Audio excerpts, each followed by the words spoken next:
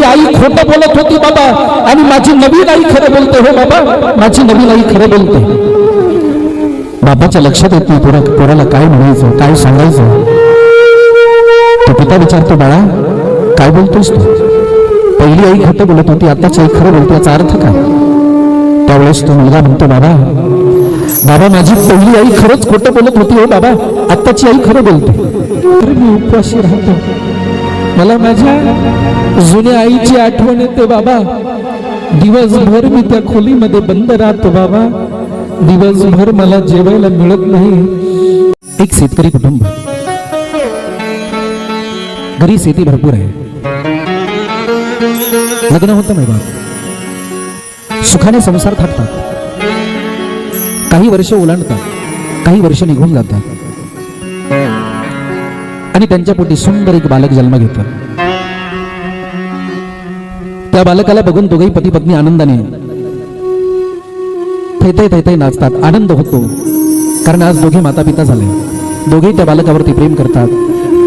ते बालक हळूहळू लहानाचं मोठं होतं, रांगायला लागतं, खेळायला लागतं. दोघेही आनंदाने त्याला सांभाळतात. सांभाळत असताना 4-5 वर्षाचा होतं, शाळेत जायला लागतं. आज तो मुलगा 6 वर्षाचा पूर्ण होतो. 6 वर्षाचा असणारा मुलगा दुर्दैवाने त्या लेकराची माय मरते. ऐका मा, अरे 6 वर्षाचं चिमुकलं दुर्दैवाने त्या लेकराची माय मरते. मला सगळं भाव हो, एक वेळेस बाप गेला तरी चालेल, पण लेकराची माय जाऊ नये. लहान वयामध्ये एक वेळेस बाप गेला तरी चालेल, पण माय जाऊ नये. कारण जर बाप गेला तर ती माय बापही बनते आणि मायाही बनून त्या बाळाचं संगोपन करेल. पण जर माय गेली नाही तर बाप मायेचं प्रेम देण्याचा प्रयत्न करेल, नक्कीच करेल, पण माय नाही होऊ शकत. ज्या लेकराची लहानपणी माय मरते ना, त्या लेकराला विचारा, हो त्या लेकराला जाऊन विचारा, माता गेल्याची दरडी किती मोठी खोल आहे आणि ती दरडी कोणीच भरू शकत नाही. मावशी जरी असेल माय बाप, तरी आईची जागा नाही भरून काढू शकत, नाही भरून काढू शकत. म्हणून बाल वयामध्ये आमची माय कधी मरू नये. आणि ज्याची माय जाते ना माय बाप, तो कदाचित दुर्दैवी.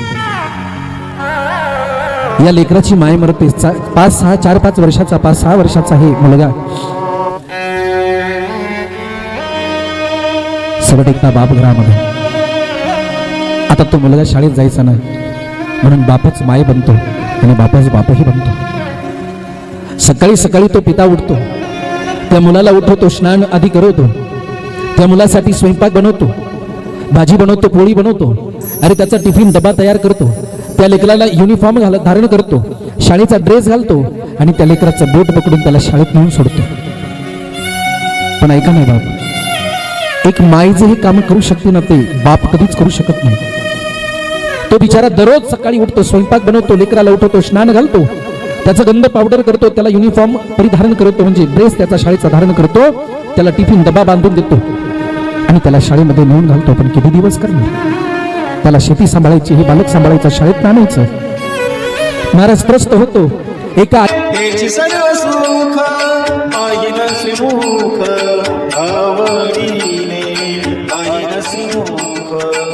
आईची कमी त्या बालकाला जाणवते, आईचं प्रेम त्या बालकाला कमी पडतं. नाविलाज होतो. कोणीतरी म्हणतं, अरे राजा तू लग्न का नाहीच करत? ऐका नाही बाप, बाळा तू लग्न का नाही रे करत? तुझा लहान मुलगा आहे, तुझ्याकडनं नाही त्याचं संगोपन होणार. तो शेतकरी बाप म्हणतो, अरे मला लग्न करण्याची मुळीच इच्छा नाही आणि मी लग्न करणारही नाही. कारण जर मी लग्न केलं तर माझ्या लेकराचं संगोपन व्यवस्थित होणार नाही. कदाचित येणारी नवीन माता त्याचा स्वीकार करेल की नाही याची सुद्धा मला कल्पना नाही. माझे लग्न करण्याची इच्छा नाही. सर्व लोक म्हणतात, नाही रे राजा, त्या बालकाचे हाल होण्यापेक्षा लग्न कर. तो बाप म्हणतो, नाही नाही. सर्व आग्रह करतात, अरे लग्न कर, लग्न कर, लग्न कर. शेवट तो शेतकरी बिचारा बाप आपल्या लेकराजवळ येतो. 4-5 वर्षाचा 6 वर्षाचा ते मुलगा त्याला जवळ घेतो, मांडीवर ठेवतो. मांडीवर मुलगा बसतो आणि मांडीवर मुलगा बसलेला त्या मुलाला तो बाप विचारतोय, बाळू बाळा तुला आईची आठवण येते का रे? महाराज आईचं नाव काढल्याबरोबर त्या बालकाच्या डोळ्यात अश्रू येतात.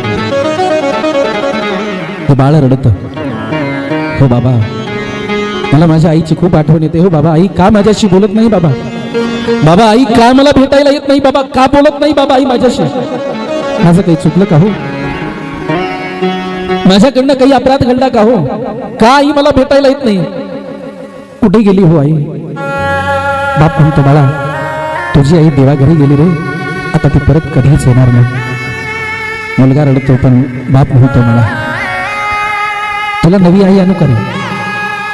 बाबा नवी आई चालेल मला बाबा, पण मला आई आणा. त्याला काय माहिती नवी आई कोण आहे. मुलाची आज्ञा पिता घेतो आणि ना सर्व सुख आईन श्रीमुख आवडीने आईन श्रीमुख विलाजाने मुलाच्या संगोपनासाठी लग्न करतो. लग्न करण्याच्या अगोदर सांगतो हे बघा लग्न करतो पण मी माझ्या लेकरासाठी, माझ्या लेकराचा सांभाळ झाला पाहिजे. महाराज लग्नाच्या आधी मोठमोठ्या गोष्टी होतात, सर्व होकार मिळतो, लग्न होतं, प्रॉपर्टी आहे, शेती भरपूर. आणि लग्न झाल्यानंतर 6 महिन्यामध्ये दष्टपुष्ट असणारा तो मुलगा अगदी उदबत्ती छाप होतो. तो पिता रोज शेतात नाही, तो दिवसभर काम करतो. आल्याबरोबर विचारतो का ग बाळू झोपला का, बाळू जेवला का. उत्तर मिळतं हो बाळू झोपला, जेवण केलं त्याने. सकाळी तो पिता शेतात जातो. जात असताना बाळाच्या डोक्यावर हात फिरवतो, बाळू येतो रे राजा. हो बाबा. सायंकाळी आल्यानंतर बाळू दारामध्ये बसलेला अगदी उदबत्ती छाप झालेला, तब्येत खराब झालेली. एक दिवसची घटना. बाप त्या बाळाला विचारतो, बाळू काय झालं रे, का खराब होतोस, काही दुखतं का रे, तुझं डॉक्टरांकडे जायचं. नाही बाबा मी ठीक आहे. बघता बघता 6-7 महिने निघून जातात ना बाप, पण अजूनच ते बालक खराब होतं, अजून त्याची तब्येत डाऊन होते.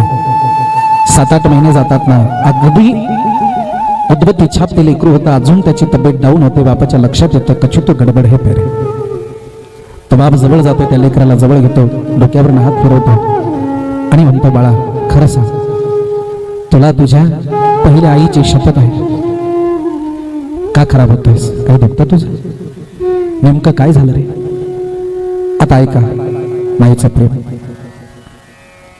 काय झालं बाळा. त्यावेळेस तो मुलगा म्हणतो, बाबा खरं सांगू, बाबा खरं सांगू, खरं सांगू का हो बाबा. हो बाळा खरं सांग.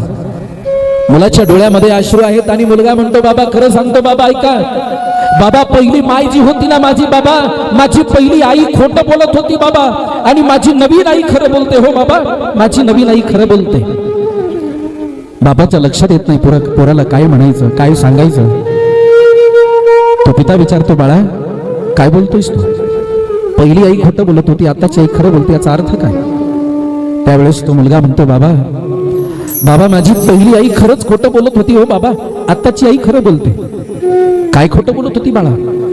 बाबा माझी पहिली आई, मी जर एखादी खोडी केली, काही नुकसान केलं तर माझी माय मला मारत होती. माझी पहिली आई मला मारत होती आणि मला खूप मारायची, मारून स्वतःही रडायची आणि मलाही रडवायची आणि रडून रडून म्हणायची, बाळ्या तू एवढं नुकसान केलंस ना रे, एवढी खोडी केलीस ना, जा आज तुला जेवायलाच देत नाही, आज तुला जेवायला देत नाही म्हणून मला घराच्या बाहेर हाकलून द्यायची बाबा, आणि एकटीच घरामध्ये रडत बसायची. मला मातीची माझ्या त्या आईची भीती वाटायची, मी मित्रासोबत खेळायचो बाबा. पण बाबा ऐका बाबा, जेव्हा माझी जेवणाची वेळ व्हायची बाबा, भुकेची वेळ व्हायची ना बाबा, मला जेव्हा भूक लागली ना बाबा, तेव्हा कुठनं कोण जाणे कशी माझी माय मला शोधत शोधत शोधत बरोबर मला गावामध्ये शोधून काढायची बाबा. माझ्या जवळ यायची बाबा, तिच्या डोळ्यात अश्रू असायचे, तेव्हा बाबा मला जवळ घ्यायची, हृदयाशी लावायची आणि स्वतः रडायची बाबा, आणि मला म्हणायची, बाळू हे बाळू असं कामच का करतोस रे तू, की ज्यामुळे मला तुला मारावं लागतं. चाल रे माझ्या बाळा घरी चाल. बाबा माझी आई मला हाताला धरून घरी घेऊन जायची बाबा, आपल्या घरी आणायची बाबा, आणि जी माय म्हणत होती ना, बाळ्या तुला जेवायला देत नाही, जेवणाची वेळ झाली ना, स्वतःच्या हाताने माझ्या मुखामध्ये घास भरवत होती बाबा, घास भरवत होती आणि मला जेव घालत होती. म्हणून म्हटलो बाबा माझी माय, पहिली माय खोटं बोलत होती, मारायची, जेवायला देत नाही म्हणायची, पण पोटभर जेवायला द्यायची बाबा. पोटभर जेवायला द्यायची. पण आजची माय खरं बोलते बाबा, खरं बोलते हो. म्हणजे बाबा तुम्ही जेव्हा शेतामध्ये जाताना बाबा आजची माय खरं बोलते हो. तुम्ही जेव्हा शेतामध्ये जाताना बाबा, तेव्हा ही माय मला कपडे धुवायला सांगते हो, भांडे घासायला सांगते. जर मी कपडे नाही धुतले, भांडे नाही घासले बाबा, कपडे धुतले नाही, भांडे घासले नाही ना बाबा, तर ही मला खूप मारते हो, खूप मारते, खूप मारते बाबा, मला मारते हो. आणि मला म्हणते बाळ्या जा, तुला आज जेवायलाच देत नाही. दिवसभर खोलीमध्ये बंद करते बाबा, दिवसभर मी उपाशी राहतो. मला माझ्या जुन्या आईची आठवण येते बाबा. दिवसभर मी त्या खोलीमध्ये बंद राहतो बाबा, दिवसभर मला जेवायला मिळत नाही. आणि सायंकाळच्या वेळेला माझ्या जवळ येऊन मला म्हणते बाळ्या, जर तुझ्या बापाला सांगितलं मी तुला जेवायला नाही दिलं तर तुझा मोडदाच पाडते, तुला अजून मारते. म्हणून बाबा मी तुम्हाला सांगू शकत नव्हतो आणि उपवासी राहू शकत नव्हतो बाबा. जर मी काम नाही ऐकलं तर मला उपवासी राहावं लागतं. आणि दररोज धुणं भांडी करतो बाबा, धुणं धुतो, भांडे घासतो. मला जेवायला देते ते काय, रात्रीचे उरलेले सर्व शिळे तुकडे मला खायला देते बाबा. अरे भुकेच्या आकाताने मी ते शिळे तुकडे खाऊन राहतो बाबा, शिळे तुकडे खाऊन राहतो. आणि ज्या दिवशी काम नाही ऐकलं, कंटाळाला, त्या दिवशी मला उपवासी झोपावं लागतं बाबा. म्हणून म्हटलं बाबा, माझी पहिली आई खरं बोलत होती, ही आई पहिली आई खोटं बोलत होती आणि ही आई खरं बोलते बाबा. मला माझ्या पहिल्या आईची आठवण होते बाबा. पहिली आई माझी चांगली होती हो, आत्ताची आई चांगली नाही बाबा. बाबा मला अशी आई नको आहे बाबा, मला अशी आई नको आहे. मला तीच हवी, तीच आई पाहिजे बाबा. माझ्या त्या आईला आणता बाबा, माझ्या त्या आईला बोलवा ना बाबा. अरे 4-5 वर्षाचं लेकरू, काय त्याला ज्ञान असणार आहे. महाराज कोणावरती हा प्रसंग येऊ, जिथे एकुलता एक मुलगा असतो ना, जिथे एकुलता एक मुलगा असतो ना, त्या मुलावरती मातेचं तेवढंच प्रेम असतं आणि पित्याचंही तेवढंच प्रेम असतं. एकुलता एक मुलगा असल्यामुळे दोघेही प्रेम करतात, त्याची हरेक इच्छा पूर्ण करतात, आकांक्षा पूर्ण करतात, त्यांनी जे मागितलं ते देतात. त्याचा परिणाम एकुलता एक आहे, त्याची हरेक इच्छा पूर्ण होते आहे ना, म्हणून कदाचित त्याचे बिघडण्याचे चान्सेस जास्त असतात. मग आपण आपल्या मुलावरती प्रेम करतो ना, अरे बाबा आपण आपल्या मुलावरती प्रेम करतो ना, प्रेम करायलाच पाहिजे. महाराज तो आमच्या पोटचा गोळा आहे, काळजाचा तुकडा आहे, अवश्य प्रेम करा, अवश्य प्रेम करा. त्याची हर एक इच्छा पूर्ण करा, हर एक इच्छा पूर्ण करा. त्याला पाहिजे तेवढे पैसे द्या, हवे तेवढे पैसे द्या ना. शाळेत जाताना त्याला पैसे द्या, पॉकेट मनी द्या, अवश्य द्या. त्याला मोठा आमच्याकडे पैसे आहेत, आमच्याकडे भरपूर धन आहे, ते त्याच्यासाठीच आहे. मग त्याला मोठा मोबाईल पाहिजे ना, 1-1.5 लाखाचा ऍपलचा मोबाईल पाहिजे ना, अवश्य त्याला ऍपलचा मोबाईल घेऊन द्या, 1-1.5 लाखाचा मोबाईल घेऊन द्या. त्याला पैसेही खर्च करण्याकरिता पैसेही द्या. पण नेमका त्या पैशाचा तो काय करतो आणि कुठे खर्च करतो याच्याकडे जरा लक्ष द्या. मुलगी झाल्यानंतर कितीही तोंड वाकडं करा, कितीही नाक डोळे मुरडा, आधी 2 मुली असू द्या, 2 मुलं असू द्या, 3री मुलगी होऊ द्या, मुलगी झाल्यानंतर तो बाप नाक डोळे मुरडतो ना.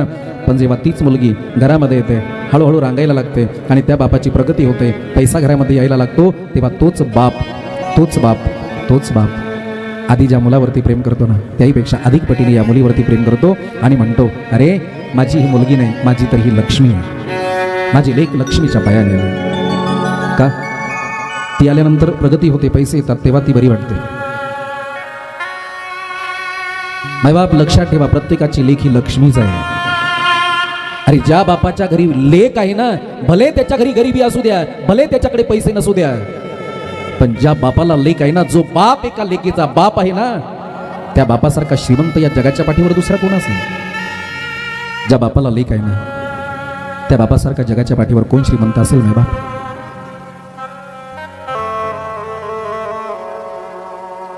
आज आम्हाला मुलगी नको वाटते.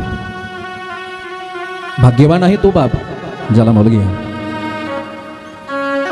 काय प्रेम असतं हो बापाचं आणि मुलीचं. महाराज किती गोड प्रेम आहे हो बापाचं आणि लेकीचं, किती गोड नातं आहे, काय प्रेम आहे.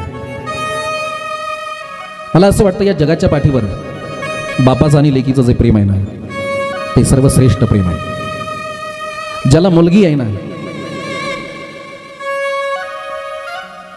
आणि ज्याने मुलीचं कन्यादान केलं ना त्यालाच त्या लेकीचं महत्व कळेल, त्यालाच बाप लेकीचं प्रेम कळेल. ज्या बिचाऱ्याला मुलगी नाही तो बाप अभागी आहे. ऐका माझ्या ताईनो, आपण जेव्हा लहान होतो, लहान असताना आपण हट्ट करत होतो, बाबा मला हे पाहिजे. त्या बापाने कधी विलंब केला का रे? बाबा मला हे हवा आहे, बाबा मला आज हा ड्रेस हवा आहे, बाबा माझा वाढदिवस आला, मला नवीन ड्रेस हवा आहे. त्या बापाने कधी मना केला?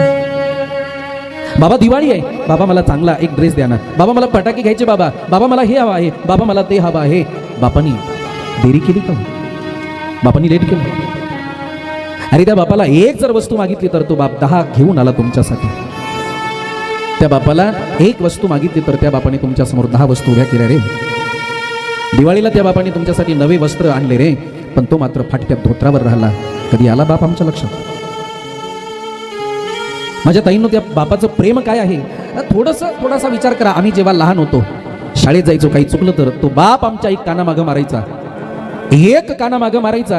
त्यावेळेस आम्ही रडत रडत आईच्या पदरा आडी लपायचो, रडून रडून आमचे डोळे सुजायचे, रडून रडून आम्ही थकायचो. पण तो बाप मारून शेतात जायचा, दिवसभर काम करायचा, पण दिवसभर त्या बापाला सकाळची घटना आठवायची. मी माझ्या लेकराला, मी माझ्या चिमणीला, मी माझ्या चिमुकलीला आज मारायला नको होतं. आणि तो बाप जेव्हा सायंकाळी ते औत सोडतो, शेतातनं पळत पळत घरी येतो ना, माय बाप धावत पळत घरी येतो. अरे माझ्या लेकीला मी कधी भेटतो, कधी तिला हृदयाशी लावतो. तो बाप याचाच विचार करतो, दिवसभर विचार करतो, मी माझ्या लेकीला मारायला नको होतं. माझी लेकी किती दिवसासाठी आहे. महाराज दिवसभर विचार करतो, सायंकाळी घरी येतो. घरी आल्याबरोबर सर्वप्रथम घरामध्ये पाऊल टाकल्याबरोबर विचारतो, अगं माझी ताई कुठे आहे, माझी बाई कुठे आहे, माझी चिमुकली लेक कुठे आहे? आई म्हणते, अहो ती तर तुमच्यावरती रुसली. महाराज तो बाप जवळ जातो. मुलीच्या लक्षात येतं, सकाळी माझ्या बाबांनी मला मारलं.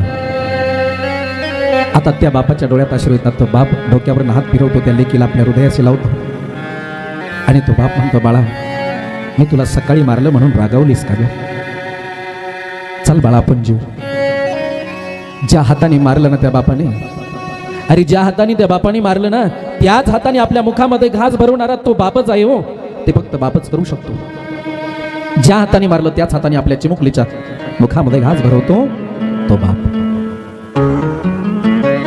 माझ्या ताईंनो जरा आठवा, आम्ही लहान होतो, हट्ट करत होतो, त्या बाबाने कधीच विलंब केला नाही. एक वेळेस देव प्रसन्न झाला, देव देण्यासाठी विचार करेल, देव एखाद्या वेळेस लेट देईल, पण बाप कधीच लेट करत नाही तो बाप. आता ऐका, आम्ही शाळेत